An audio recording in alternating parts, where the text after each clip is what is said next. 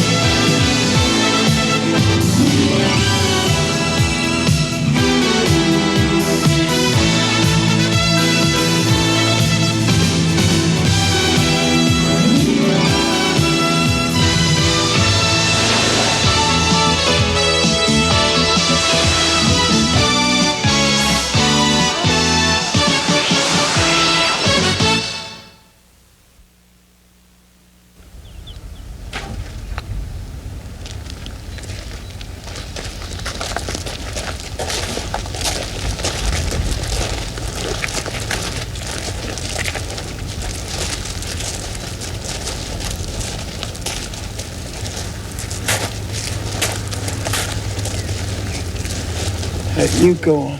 I'm all right. Just a minute's privacy.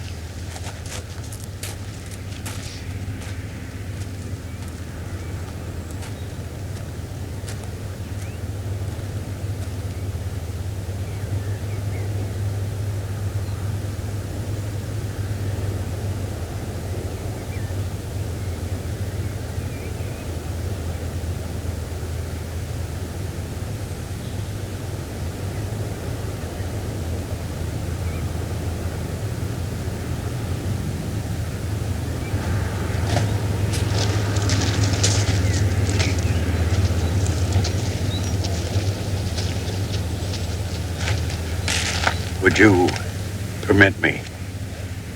Who are you? May I? Know who this is? Florence Halpern. Florence. That was her name, wasn't it? Flo. She was Flo to everyone for as far back as I can remember. Well, I go back further than you can remember. Listen, who are you? Ernest Johnson. A very old friend. You are not Jewish. Is it that obvious? Have I committed a sartorial indiscretion? It's custom. No flowers at a Jewish funeral. Oh, that's rather sad. Oh, it's a time of heartbreak. Why pretend otherwise by introducing beauty? It's a point of view. Still, she loved flowers. I'd consider it a great kindness.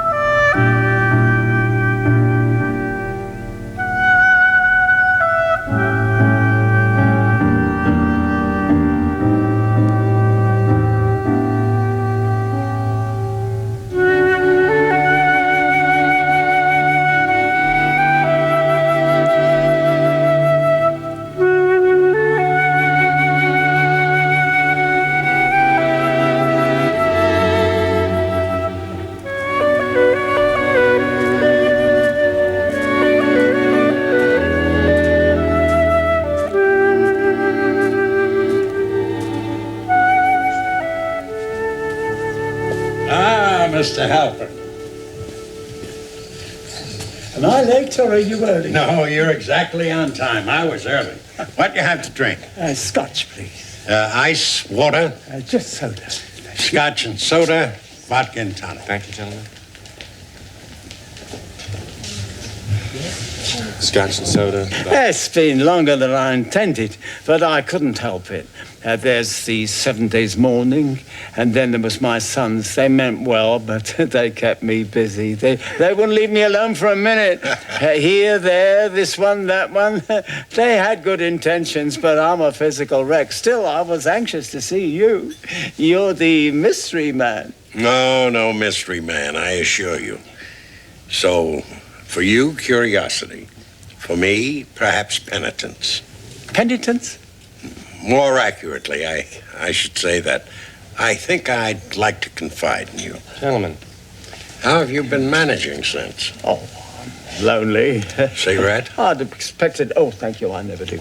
I'd expected it for months, but when it came, it was still a shock. The worst is yet to come, I suppose. I'm really very sorry. I know how you're feeling. My wife passed away 9 years ago. Oh, I'm sorry. You get to the point when you don't really want to keep carrying on much longer, and all the friends and relatives have passed on. You may as well catch up with them. The world's filled with strangers. Yes. Soon I'll be up to my allotted time span. Oh, well, I've exceeded mine, but you look in good shape. You look as if you'll go on for a long while yet. Oh, you make me sound like the human equivalent of a Volvo. Mr. Johnson. Oh, Mr. Johnson. Do you know me? I know of you. Well, do I know you? Do you? Oh, I haven't got the head for this. Let me ask the question so it'll be simpler. Do I know you? I thought there was every likelihood toward the end that you would. But if you don't, so be it. That's an answer? Mr. Halpern, Florence, your wife and I had a liaison. Liaison? Yes, a friendship, a connection. I know what liaison means, but you're crazy or drunk or... But how long have you been sitting here? It's the truth. Believe me, we were very good friends. But Flo's middle name was Loyalty. I'd have bet my life on her. And you'd have won. So what are you talking about? Flo was middle-aged. Not all of her life. What are you, Mr. Johnson? Have I asked you that before? What am I? Yes, what do you do for a living? Oh, well, I was an accountant, but I've retired. Why? Oh, I thought maybe you were a doctor or a dentist, someone professional, someone she might have had to make appointments with. Oh, I assure you, we were professional. Oh, no, well, that's not it. And she was never in business. Nevertheless, I met her at her place of work. Mr. Johnson, you've made a terrible mistake. Thanks for the drink, but you've got the wrong family. She wasn't quite 20. She operated a sewing machine in a dress factory. I was 21. A dumb little bookkeeper with a large accounting firm. They used to send me out on these small little jobs to keep the accounts in some sort of order. I think you'll appreciate that in those days, when it came to bookkeeping, people tended to be undisciplined. Industrious, inventive, law-abiding in virtually every respect except one, a column of figures. And I, as a young boy, used to make the rounds through the back streets, tenements, sweatshops, singing sewing machines. I can remember it quite clearly. I came in the back door. She was seated at her machine, working on some lace. And suddenly, she stood up. She was a vision. Exquisite. And I said, "I'm here to examine your ledgers." At 21, you were already a dirty old man, and I don't believe a word of it. As if it were yesterday. It's not believable. You're telling me you remember your exact words? Absolutely. Oh, it's impossible. Ask me what I had for dinner last Saturday night, and I couldn't tell you. But I can recall the precise phrase I first uttered to Florence Shingowitz. Oh, well, you've got the right person. No one could invent a name like that. There are moments in one's life when one meets someone special or performs something vital, and the occasion stands out in the brain like a beacon. Do you recall the first words you spoke to Florence? You're sitting in my seat. I'm sorry. Oh, no. That's what I said to her. You're sitting in my seat. Oh. I met her at a relative's, another immigrant in the Bronx. Some function or other, small room, very crowded. I watched her from a corner. For half an hour, I tried to sort out some sort of approach. Then I became desperate. People were beginning to leave, so I pushed my way over to her, and I bent over, and all the clever phrases went out of my head like that. And for a moment, I was paralyzed. So I said the first thing come into my head, you're sitting in my seat. You're right. You think carefully, and it's all there in the memory. And what did she say? Oh, I've forgotten. I'm sad to say. But 2 years later, I married her. 6 weeks ago, I buried her. I used to surprise her with flowers. Now I bring her a stone. A stone? Yeah. We put a stone on the grave to mark a visit. That's how life goes past. Well, you wanted to look at her ledgers, and I wanted her seat, and now she's under the earth. I don't know what good this reminiscing does us. It amazes me that you can remember that far back and that you never forgot her. She'd have been very flattered. To the day they took her to the hospital, she was proud of her looks. I hate you. Look at me. I'm sorry. Let me refresh your glass. A vodka and tonic and a scotch and soda. I've seen the vodka. Right? Mr. Halpern. Yeah. I think you misunderstand. Misunderstand? Looking at the ledgers was just the beginning. Beginning? We went out together for 2 years. 2 years? Yes. Mr. Johnson, why are you doing this to me? I'm not suffering enough. Please forgive me, but I consider my loss almost equal to your own. Yes, but what you're saying can't be. Why not? Why not? Why, look at you. You're a man of distinction, class. Anybody can see that. And you're trying to tell me that you went out with Flo Shingowitz 45 years ago? Well, I think you should see a doctor.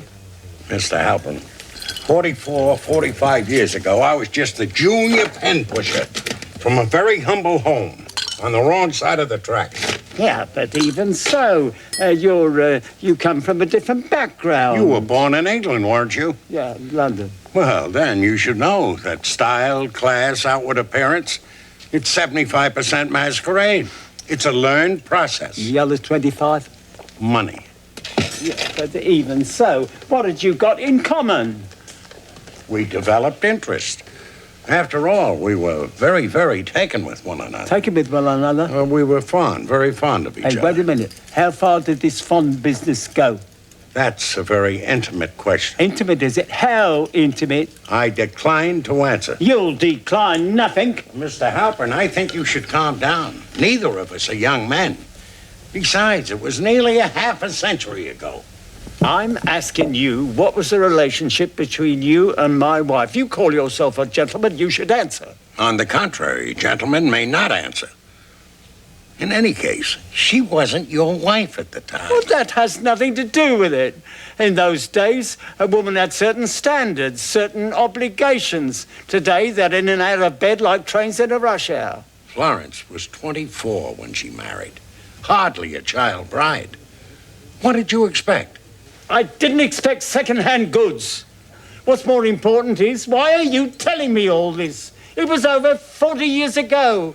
Why rake up the past? Why bother? I promised. You promised too. Florence. Florence? When? September. September when? Which September? September 40 years ago. You have a propensity, if I may say so, for fixing your mind on the least likely of several alternatives. It was last September. I went to see her in the hospital. Oh, you went to visit. Well, that was kind after so many years. I think you're about to grab the wrong end of the stick again. Let me get you another drink. No, let me. Young man, would you do a kindness to an old bag of bones?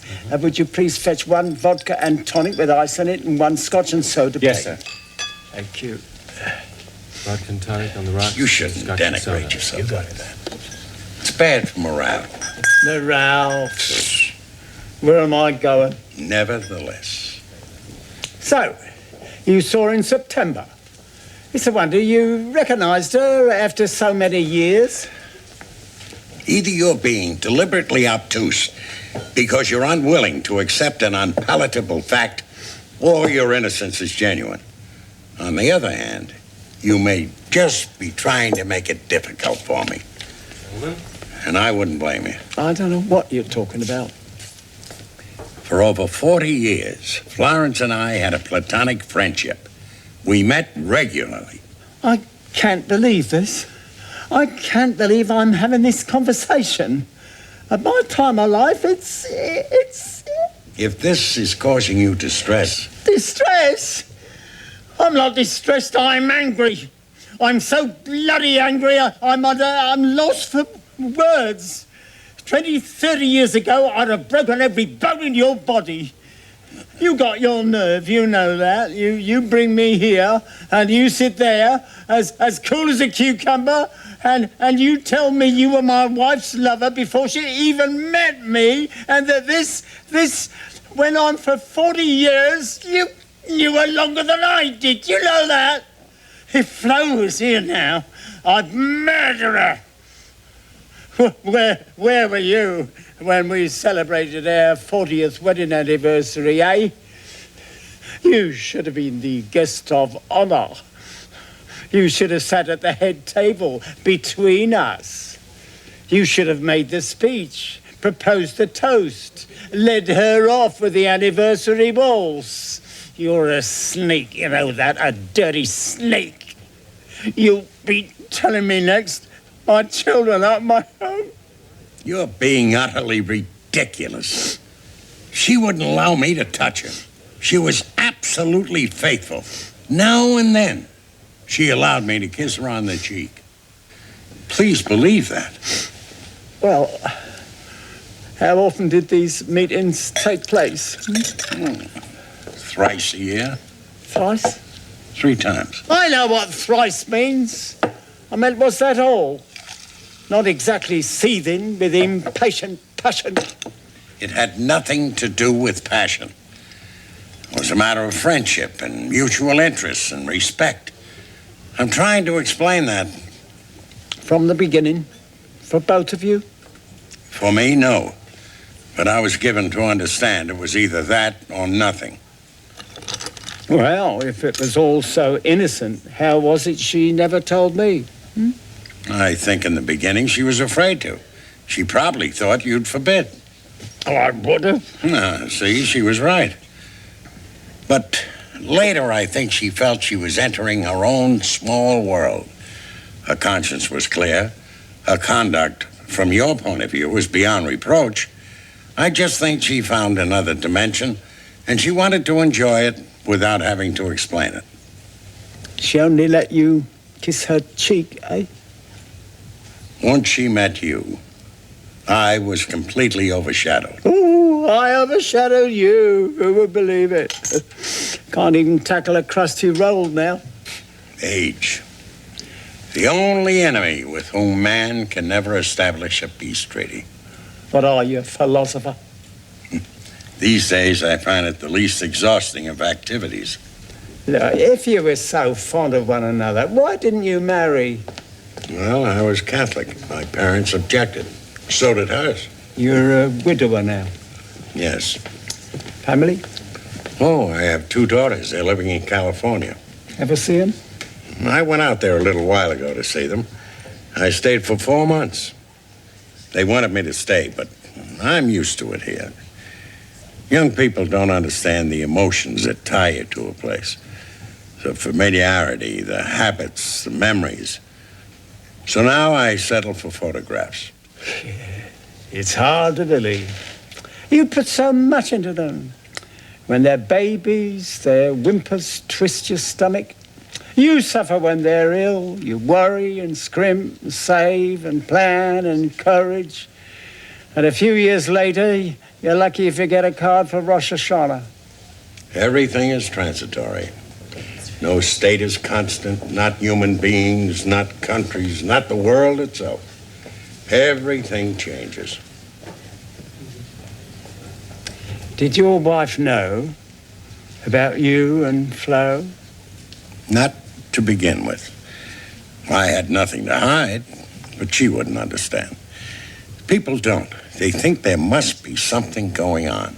They say it's impossible for a man and a woman to have a simple friendship. Well, that's nonsense. I felt I had to lie, although I wasn't being unfaithful. Eventually, the lying and the deception started to play on my mind. And this innocent little secret, this harmless subterfuge, grew out of all proportion. And then I realized it wasn't seeing Florence that was the problem. It was having to lie about it. And I didn't think I needed to. So I told Diana. That was her name. What was the reaction? She was very displeased. I'm not surprised. It was extremely unpleasant for a while. I lived under all sorts of threats. Ah, good old Diana. So I returned to lying. I told her I'd never see Florence again, and I swore to it. Then she was satisfied. It's been my experience you can make people very happy by feeding them the sort of information they want to hear. Well, all right. If there was no hanky-panky, what'd you talk about? All sorts of things. Where we had been, holiday plans. We swapped children's ailments and remedies and scholastic achievements. First children, then grandchildren. We argued over politics. Politics? You talked about politics with Flo? Certainly. Oh, that's hard to believe. Why? The only politics she was interested in was who sat next to who at a bar mitzvah, or whether such and such a person was eligible to sit at the top table. I tell you, she had no head for real politics. What you mean is she had no head for it with you. Perhaps you bullied her. She said that? No. Well, why the hell did you say it? I was surmising. What you mean is that you talked about politics and she listened. I stand by my statement. She had a point of view. Highly subjective, it's true. Pragmatic, rather conservative. What do you mean, subjective, pragmatic, conservative? She wouldn't have known what those words meant. She was just a housewife. My dear Mr. Halpern, not so loud. Just a housewife are dangerous words these days. Very funny. But I'm telling you, she had no understanding of worldly affairs. She was domesticated. A wonderful woman, marvelous mother. May she rest in peace. But politics, don't make me split a gut. What you're referring to is formal knowledge. I admit Florence didn't have a complete education, but she had intuition, common sense. She had an accurate gut feeling about people. She knew what was right and what was wrong, and she wasn't afraid to say so. You got your nerve describing my own wife to me, you know that? I'm tired of arguing with you. I shouldn't be here. The whole thing's an insult. She had no right to do what she did, and I'll never forgive her. As for you, 20 years ago, you'd have felt my fist in your face. You asked me what we talked about, and I told you. If I thought it was going to make you jealous... Jealous? Who's jealous? Politics? My arse. Anything you say. Have another drink. No. No. I won't have another drink with you. You're trying to turn this into a social occasion. No. Well, she never discussed politics with me. Never. Perhaps you never encouraged her. It's not a question of encouragement. I'm saying she put on her best side for you. I accept that. Oh, you do? Of course. Florence was incapable of any kind of deceit. She was a natural self with me because I didn't see her every day. Oh, you don't. That's quite different from being with one person all the time. No matter how much you may love that one person, conversation tends to become more mundane and commonplace. And it requires a great deal of effort to widen the spectrum. Familiarity doesn't breed contempt. Familiarity breeds casualness and short-sightedness. You're full of fancy words and fancy ideas, you know that. You're a smart aleck. You got an answer for everything. It all fits into place with you, or so you think. You're so sharp you cut yourself, and I'll tell you something else. I don't know what Flo could ever have seen in you. You're just a pompous putz. I'm not used to being spoken to in that manner. If you were 10 years younger, I'd wipe up the floor with you. You and whose army of senior citizens? Sit down before you break your back. I'm not going to brawl with you, verbally or otherwise. That's not my purpose. Had no right to do this. You should have let it lie. You shouldn't have come to that funeral. What was. What's the point of dragging it all up again? You're just invading my privacy. It was bad enough you did it before without my knowing it. Have you any idea how I feel? I thought I'd led a normal life. Good times, bad times, here, there, like everyone else. Now I learn I've been like naked on exhibition. That's about the most bloody awful thing that happen to a person. We never talked about you in intimate terms. Never. Well, you know what? I didn't say, that's for sure. If that isn't intimate, I don't know what is. I wonder what else you learnt about me. Let me ask you. Did you discuss politics with your wife? No. Why not? For the same reason you didn't. I resent it. I resent all of it. Why did she have to do it? I was a good husband. I was a good provider. Considerate. Why did she have to go off thrice a year with you? I was just a friend, Mr. Halpern. Just a friend. Can't you accept that? But you loved her. That's not friendship. I loved her a long time ago. The relationship evolved. It became the warm embers of a once great blaze. Oh, God, he's here with his words again. I know you had a good marriage. Florence often said so. She did? Yes. You asked her? Well, the subject came up from time to time. Because we had our rough patches, what marriage doesn't. Absolutely. So you must have questioned her. Not really. You know what I think? I think when Flo and I was going through our unsettled periods, you was filling her ears, trying to get her to go away with you. Am I right? In the early years, I did offer the alternative. I thought so. You're a sneak.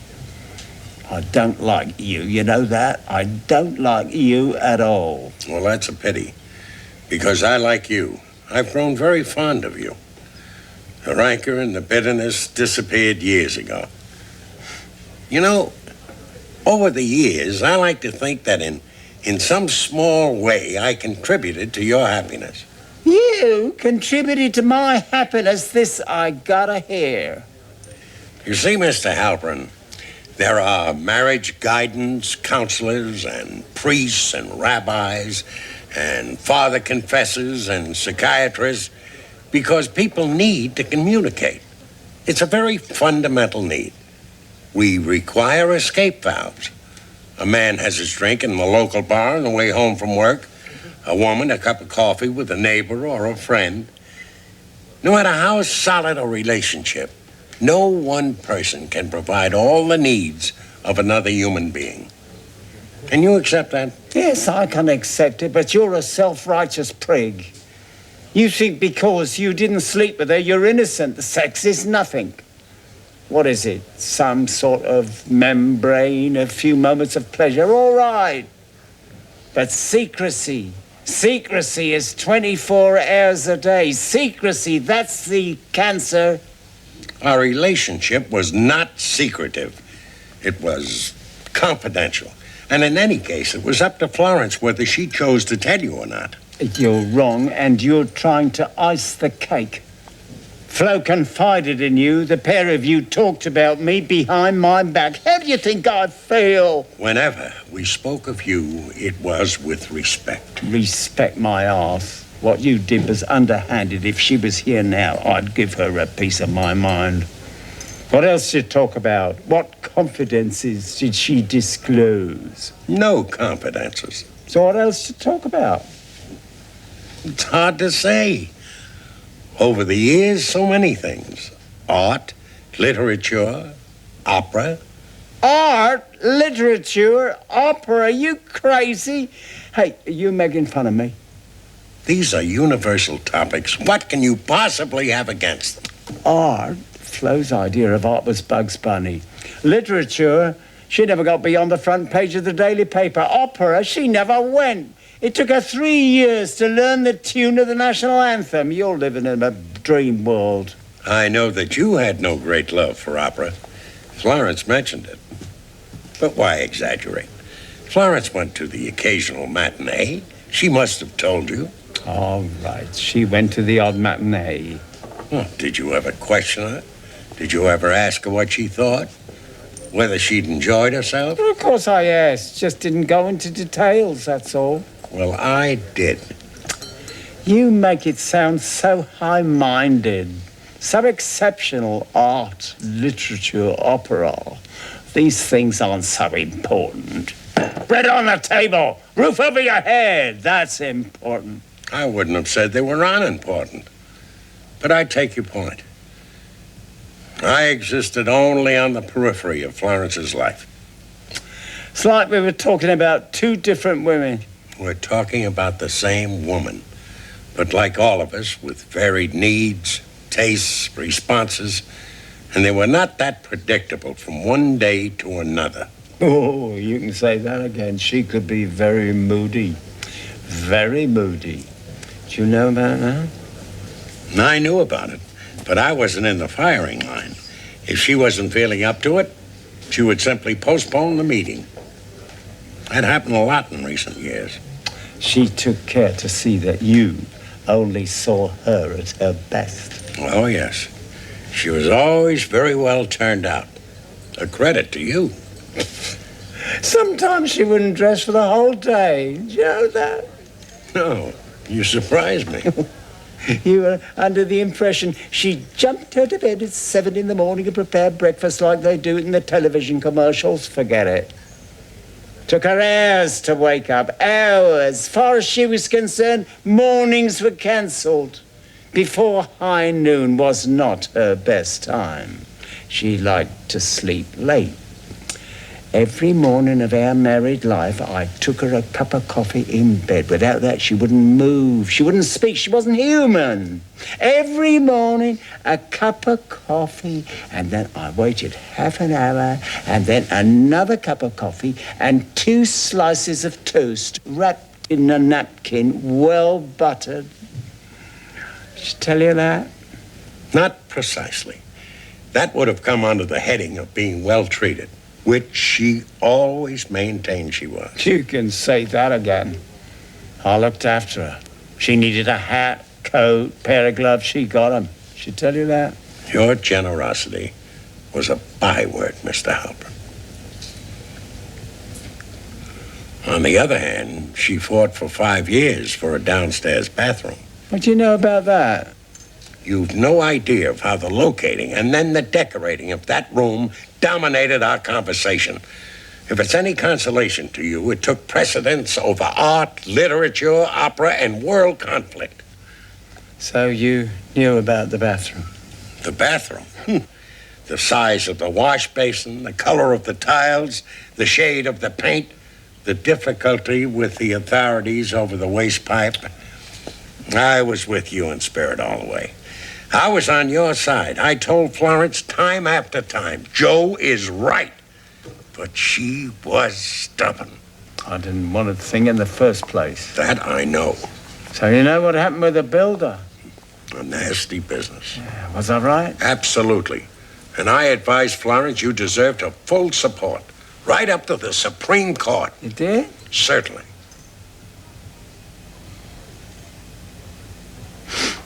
I'm not so sure I like the idea.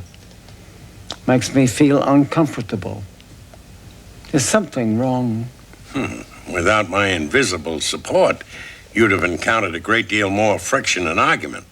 And that wasn't the only occasion when... You know what? Your support irks me. You were meddling.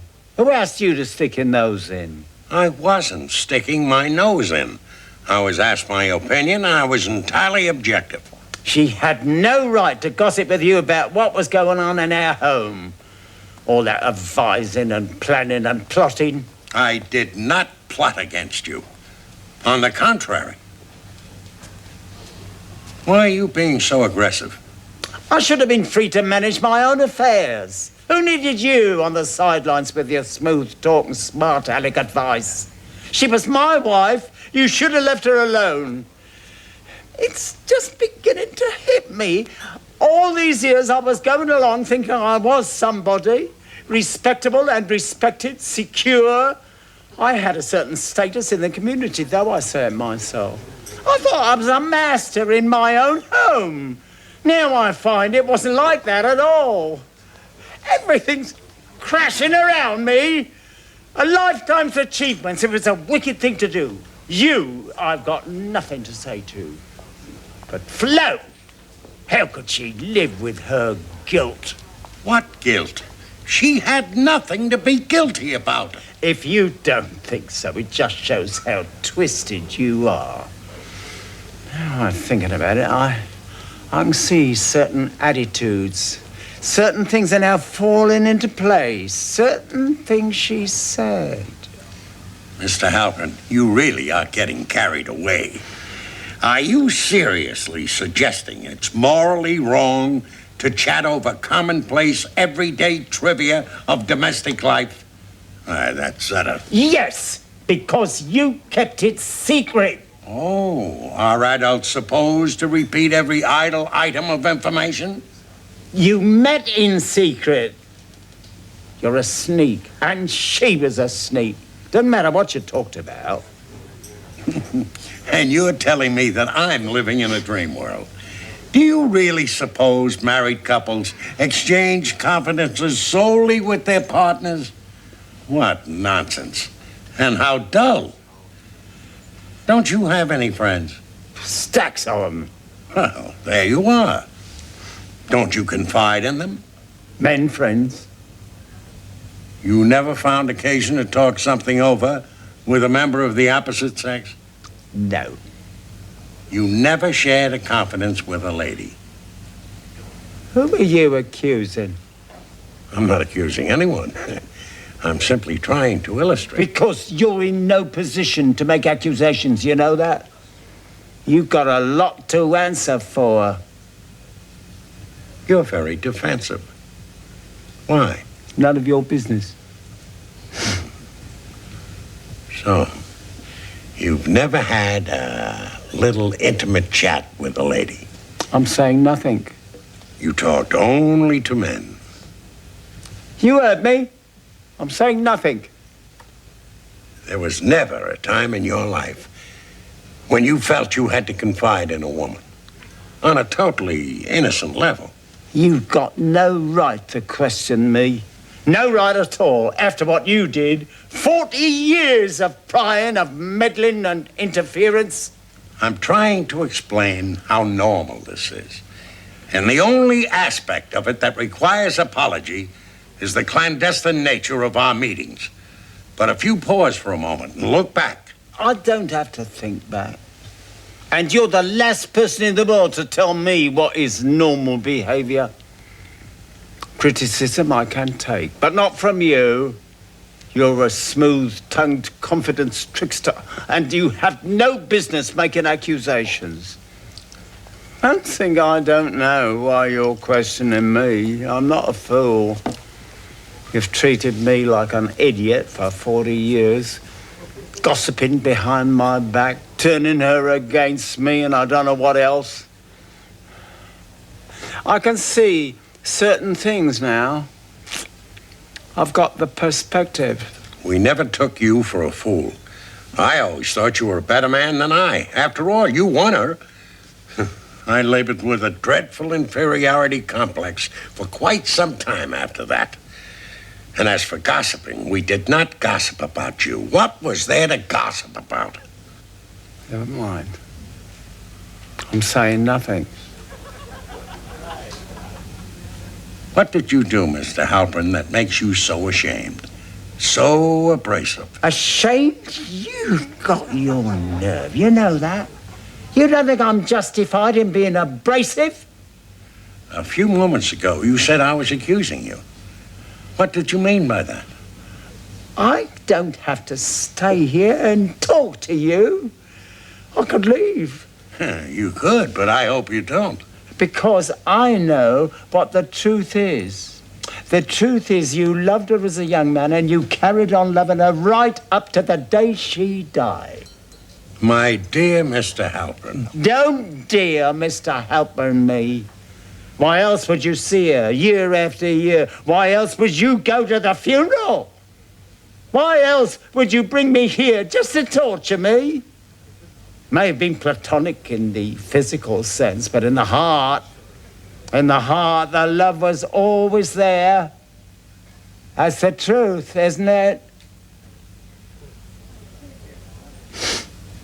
And for her, we each had a small corner. Just a small corner. I'll need another drink. Here, let me get I'll be quiet. I'm sick of the sound of your voice. Same again. Very good, sir. Now wait. Forget it. As you say, sir.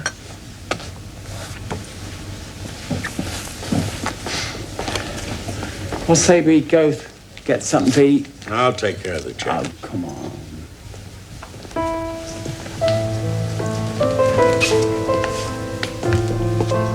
Thank you, madam. Sir. Table for two. For two, sir. Just 1 second. I'll check. Come this way, gentlemen.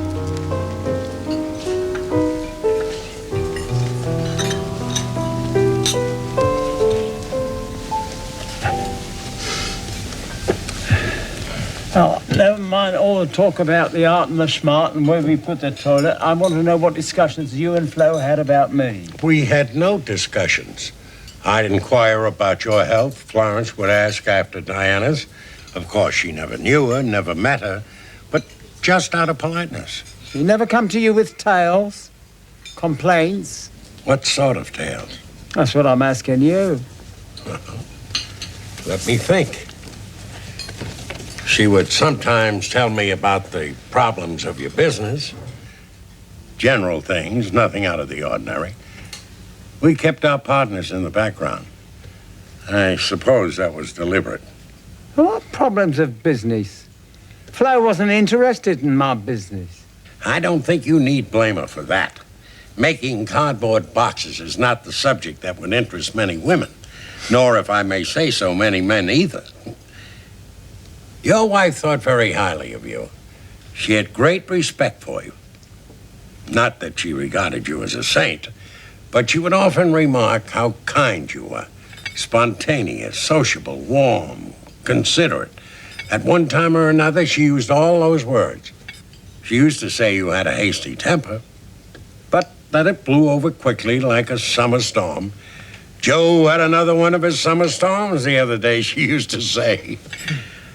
I fancy she regarded your outburst with a great deal of affection. And that would be the extent of it. No more than that.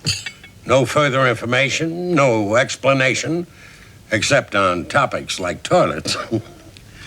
Florence always regarded herself as being very lucky in having married you. She said that? Oh, often. All through the years? Oh, yes. All down the years. And I wanted to know. I had my little antenna up because, you see, at the back of my mind, I was always waiting in the wings, ready to perform in the center of the stage if the principal should drop out. But you never did. Ready to order now, gentlemen. I'll just have coffee. Just coffee. Yeah, me too. 2 coffee. Thank you, sir. This harmonious marriage you was tuned into, it never varied. Not that I was aware of. But there wasn't a period when she came to you with troubles? I think you're searching for something. What sort of period? When? Never mind. I can't answer your questions unless you answer mine. I'm going back 20, maybe 25 years. 25 years ago. What happened then? I'm saying nothing. This concerned Florence, and I demand to know. Demand all you like. I absolutely insist. You insist, but a gentleman must keep his lips sealed. I'm saying nothing. This had something to do with Florence, and I think that nearly half a century gives me every right. Right? You have no rights. You were a ghost. A ghost? I was her friend, a true, honest, reliable friend. I asked nothing from her. I wanted nothing from her, except her presence. And if you did something that slightly tarnishes her memory, I want to know. You really want to know? All right, I'll tell you. You think you and Florence were the only people that fooled around? You got a surprise coming. 25 years ago, I had a girlfriend. What? Yeah. I know what the pair of you thought. Joe Halpern, sweating his guts out in a warehouse. Everybody's patsy. Well, I also had my fun. I had my secret meetings. What? We are not so smart, Alecky, now, are we? Any number can play your game. You better close your mouth. Someone will come and put a coin in and swing your arm. Are you saying that you were...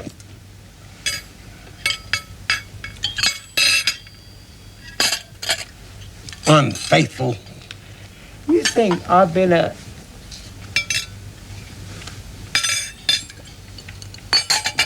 shriveled up old man all my life? I had shoulders out to here. I was virile, strong. Working in a warehouse has its compensations, believe me.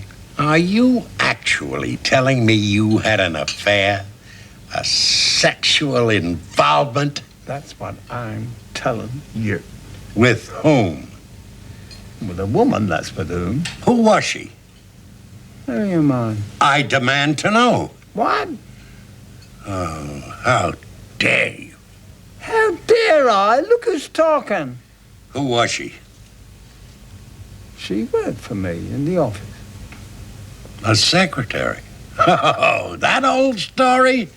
What was her name? Name? Yes, her name. What difference does it make? I want to know. Margaret Atkinson. Was she married? Who can remember? Thank you. Thank you. Was she married? Answer me. Separated. How old was she? What did she look like? Who the hell do you think you're questioning? How long did this sordid episode last? Not as long as you carried on, but long enough. How long? 4 years. 4 years? And sometimes we did it thrice a week. Where? What? Where? In the warehouse. On folded cardboard boxes. On cardboard boxes? You two-faced bastard. Oh, we're not quite so composed now, are we? Did you care for her? How serious was it? She answered a need. That's something you'll understand. How could you possibly cheat on Florence? As far as cheating's concerned, my wife had the edge on me, as you'll confirm. You darn one. And you called me a sneak. I'll bet there was more than one. What's that? I'm answering no more questions.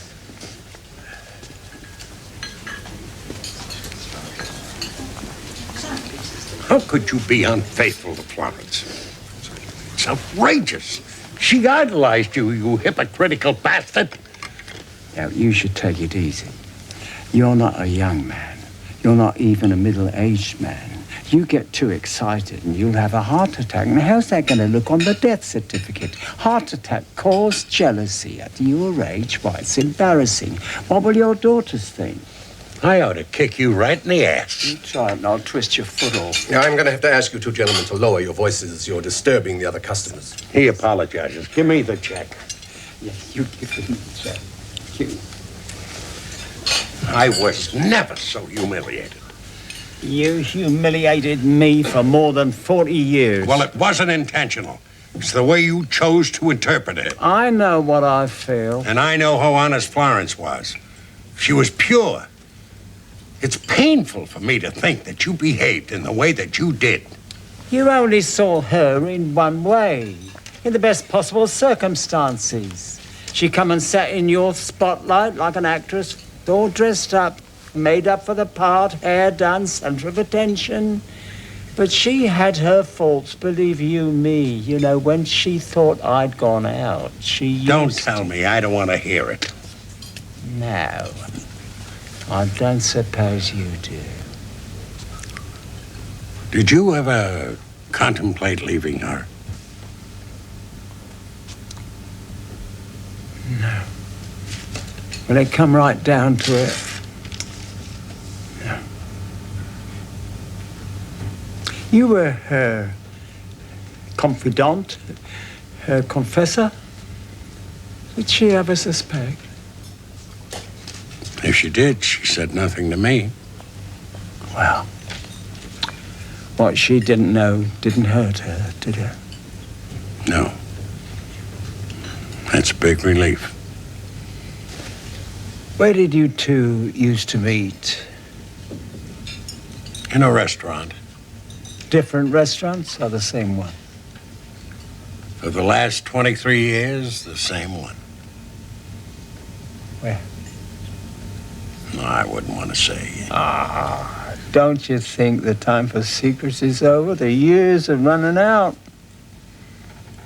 Sorrento's. Just off the park. We got to know the manager well, and he would keep a table for us in the corner by the window. It got so we never ordered from the menu. He would suggest something, and we'd leave it to him. It saved making decisions. Will you go there? To Sorrento's? To see where we met? I might. You and I, we should meet again. Why? And we both love the same woman. You are my link to her, as I am yours. Next Tuesday, at 1. Was Tuesdays, was it? Invariably. Gentlemen. I've got it. Don't think I've forgiven you. May as well know that. I'll never forgive you.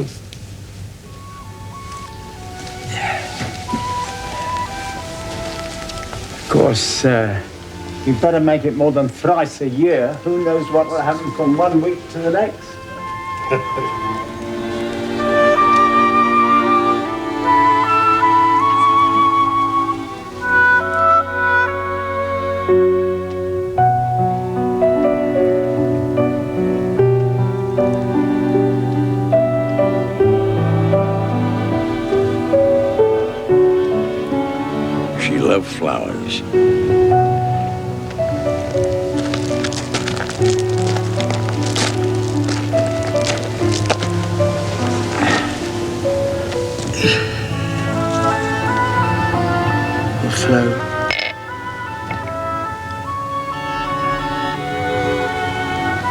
I was here.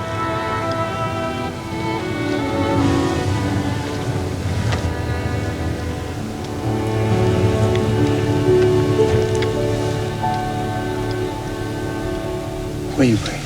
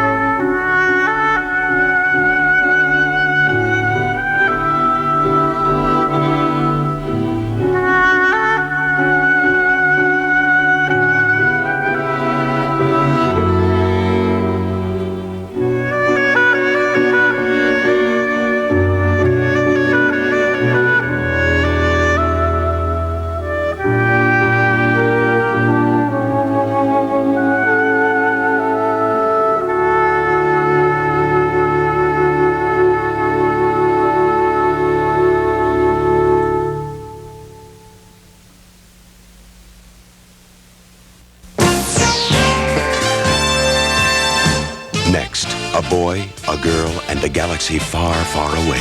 George Lucas' timeless masterpiece, Star Wars. Next.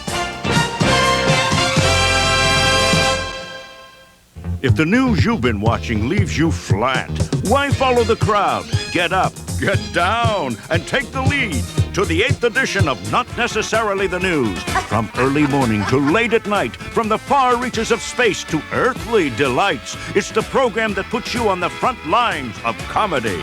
So if you're hungry for laughs, go right on eating, and I'll talk over you. watch Not Necessarily the News. Tomorrow on HBO.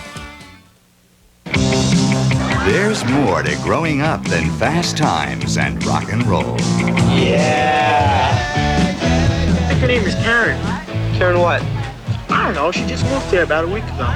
She's pregnant. You know it. What's it got to do with you, man? No, you've been a true friend. I can't think of anyone who would have done what you've done for me. Sometimes you pay the price of being the last American virgin. Tomorrow on HBO. Old rivalries erupt with a deafening roar as football's hungry rookies and scarred veterans charge on field, eager to gain enough downfield yardage for a touchdown sprint.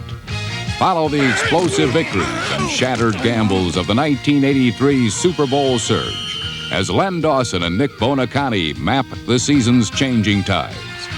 Reserve an HBO seat as Inside the NFL kicks off its 7th season.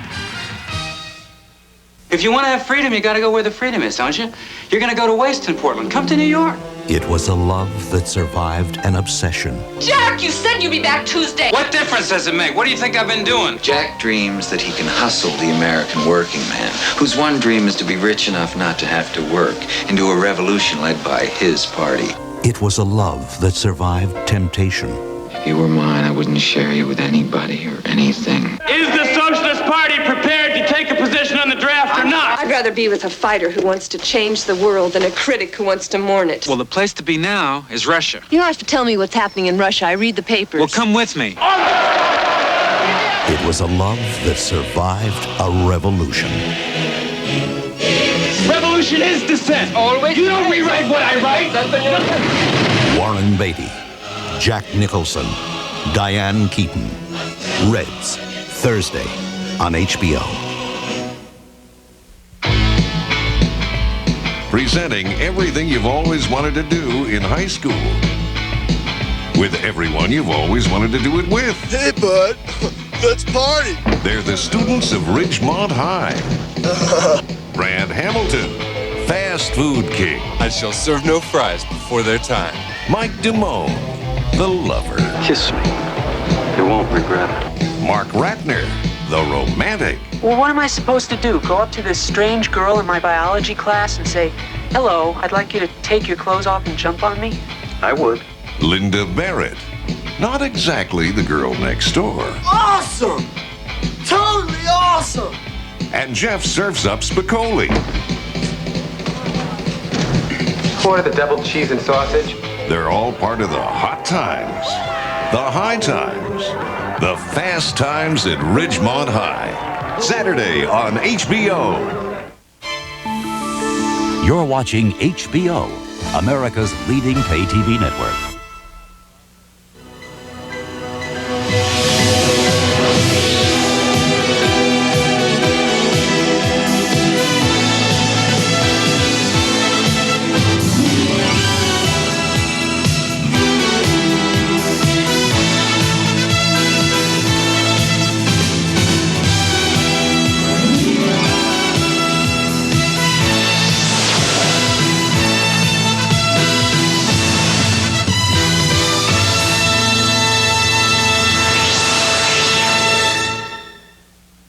The following feature has been rated PG by the Motion Picture Association of America. Parental guidance